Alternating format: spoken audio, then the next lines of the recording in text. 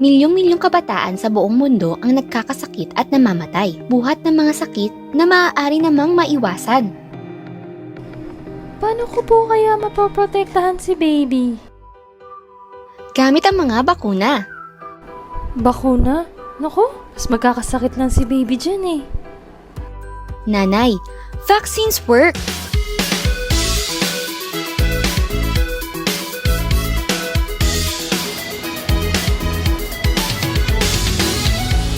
Mga sakit na naman ang usap-usapan sa paligid mo.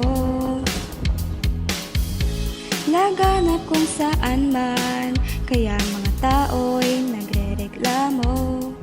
At ang katotohanan ay di mo nakikita ang pagkalat nila minuto. Nakakapangambang mga virus, sigurado nang di papayag ating baby matapuan nito. Oh baby, baby, baby, halika, tara na. Saan ba gustong pumunta? Sa barangay center ba? O sa ospital kaya? Walang problemang iisipin pa, kung magkasama ay laging makakasama. R10 152 Basic Immunization Service para kay baby. Lagi-lagi BCG at Hep B, mga vaccine mula pagsilang, protection kailangan. Penta B, OPV, isama mo pa dyan ang IPV. At MMR sa huli, magpabaksin.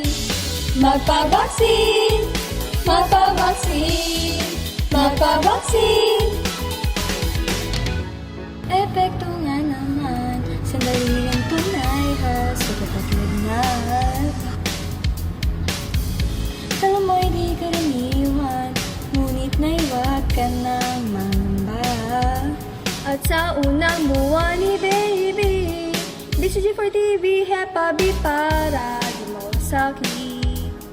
Pentavalent panlaban, sobot hignanin, for your labanan ng oral at inactivated vaccine. Oh baby, baby, baby, halika, tara na. Saan ba gustong pumunta? Sa barangay center ba? O sa ospital kaya? Walang problemang iisipin pa, kung magkasama ay laging makakasama. R10 152 Basic Immunization Service para kay baby. Lagi-lagi BCG at Hep B, mga vaccine mula pagsilang, protection kailangan. Penta B, OPV, isama mo pa dyan ang IPV.